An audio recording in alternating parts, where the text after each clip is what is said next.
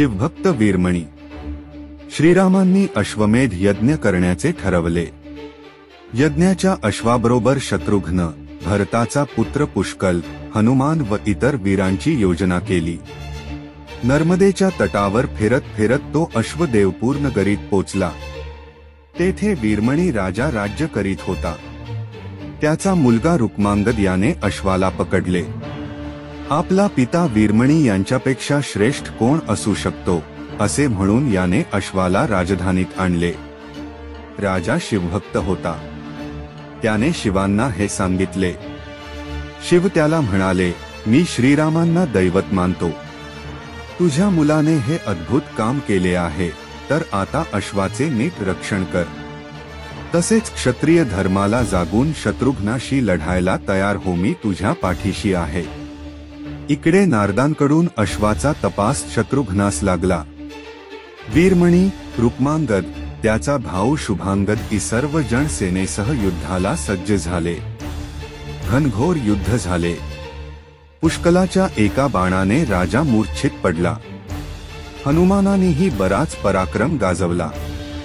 आपल्या भक्ताचा असा पराभव होताना पाहून भगवान शंकर युद्धासाठी सिद्ध झाले.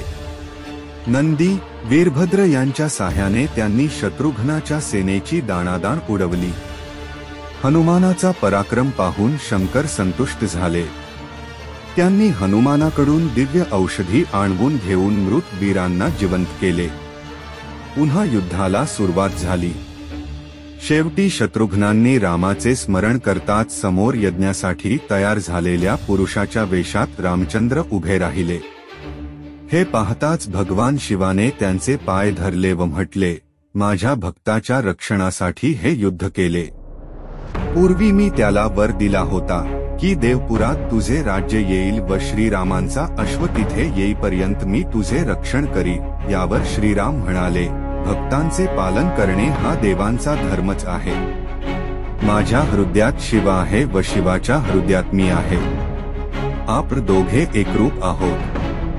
जो आपला भक्त तो माझाही भक्त.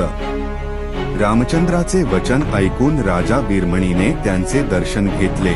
त्यांचा अश्व परत देऊन आपले राज्यही त्यांना अर्पण केले. राम रथात बसून परत गेले. राजा वीरमणी शत्रुघ्नाबरोबर आपली सेना घेऊन निघाला.